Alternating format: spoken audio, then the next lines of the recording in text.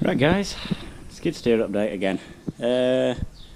Not great news, but we're getting there with it. We're moving forwards. Still got the engine to service.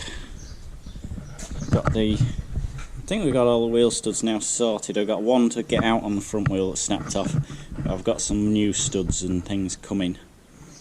We've got pipes sorted down here. I've got the extra set of pipes that I needed. The bushings on the loader are all done and greasable. This end we've got grease nipples and we've got the old bushes out ready for new bushes in. We've got 2 new bushes in this cylinder already because they're 2 that I had. The carriage is away at the machine shop to be bored out because these pins originally were 30mm and the carriage is well worn, so I'm going to bore the carriage to 32mm, swap these bushes for 32mm bushes, which is what I've done at this side. You see the bush wall is a lot thinner than that one, so it's easily done, and the carriage is going to have 32mm pins and bushes put in basically, which will put bushings in and take all the play out. At the same time I'm putting grease nipples in everything because the bushes that I'm using are supposed to be greased, where these were like a nylon that was supposed to be maintenance free. So there's that. Got this other wheel, just the back of it red leaded, just seeing as how they're off. I was wanting to get the pins out there that hold that kind of back plate on, but haven't been able to do that, so that kind of is a setback. And then this is the project at hand. I mean, if you're seeing this video, should be all good, but basically this is the diesel tank. Got the cap there, got a hoover, and out at the bottom of the diesel tank we've got water dripping out. Well, yeah, it's got a crack in it. Somebody's welded it before. I've had a go at removing all of the weld, but I can't get well in with grinder.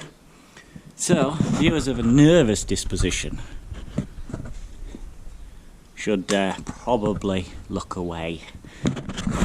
I'm going to weld it. I'm going to weld as much as I can to try and stop the leak.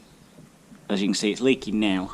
When I turn hoover on, there's just enough vacuum to keep the water in the tank. I've filled the tank with water to about here, so I'm welding underwater. I've washed the tank out this morning, so in theory it shouldn't catch fire, but if it does, there's about 2 gallons of water in there, so I don't know. What more can you do? Same thing, the vacuum should be pulling all the air out, so they shouldn't be able to burn anyway, but well, if you're seeing this, it worked out, and if you're not, well, you're not. But no, it'll be fine. It's only a diesel tank. It's not like a petrol tank or anything.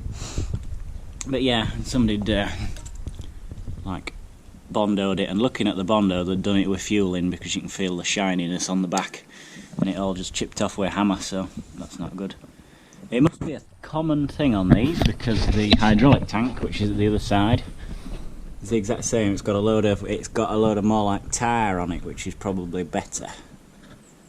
And we'll have to see if that does leak or not. I can't tell if it's a leak or if it's the cylinder at the front that we're letting all the oil run down here. We'll have to see. But I can always drain the oil out and weld that one. That's not really a problem. So yeah, you can just see where the water's beading from. And I'm just going to weld sort of from down here up and onto here, up and onto here, along here, and just as best I can, because I'm not right good at overhead stick welding. It's about the hardest thing you can bloody do. And I'm laid on my back in all the diesel that drained off yesterday when I drained the tank, so it's all good. It's all good. We're gonna crack on, I think, and get it done. See how this goes. I don't know if I can weld up there or not. If not, I'll have to try and borrow a MIG welder from somewhere or something of that nature, because it won't be ideal. Oh yeah, there's a hose pipe there for if things get really out of hand, but I don't think they will.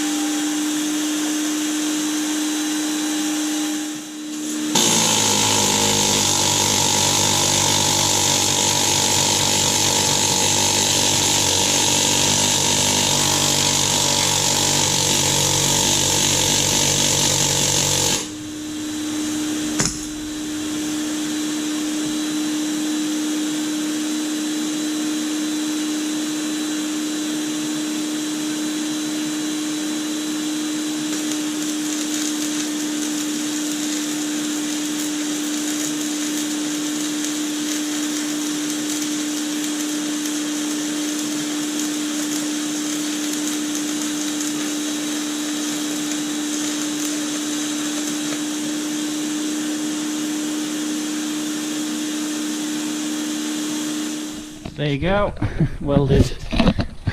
Well, we'll see if it leaks. It's not leaking with water in, I'm just going to put some more water in. It ain't pretty.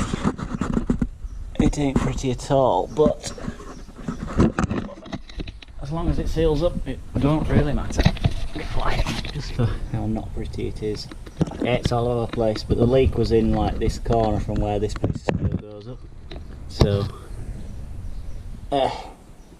laid on your back, unable to fucking see what you're doing, I don't think it'll be too bad. I might grind it up yet, I might just clean it up, and then if it does leak I can just put it straight on again, put some more on. But yeah, that seems alright.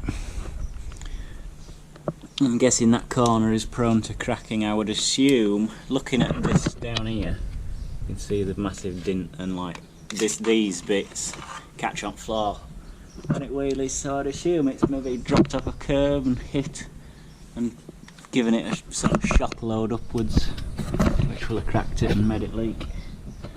I can't see anything else really, I mean unless like the back cover, the back door does bolt on there, so I suppose maybe if somebody's backed into something hard and it's hit this, it may have flexed and cracked. The other side's done the same, so I don't know, maybe it has been dropped, because they do get lifted up to these machines, so maybe it was dropped and this hit or something. Don't know, but as long as it don't leak I'm not bothered. We will put some more water in. Might even pressurise it up with the airline and just see if it leaks. And then I'll have to try and get all the water out of the diesel tank, which will be fun. Right, another skid steer update. We have got all the cracks welded up. There were some cracks at this side, and obviously the cracks that you see me do at that side are a bit iffy. We've had an engine oil change, filter change, fuel filter change as well. Fuel's back in, touch wood we're not leaking, so just waiting on a fan belt and some wheel studs, and then we'll be back sort of running and then waiting for the headstock while I'm filming. Picked this up on Friday night. It's a little 48-inch muck fork grab, needs a set of brackets for it, but it's in mint shape, so should be good. Just need to put a set of brackets on it. It's come from an Avanti little loader, so there's some weird and wonderful brackets there. Just got it against the bucket because it needs a set of brackets making and putting on basically. A set of skid steer ones, so we will do that at some point. But yeah, that should be good for mucking out and grabbing brash and doing whatever. Machine's got service to run it, which does seem to work, so we will see when we put it on. But yeah, that's pretty much it with this now. Wait for some more parts and we're good.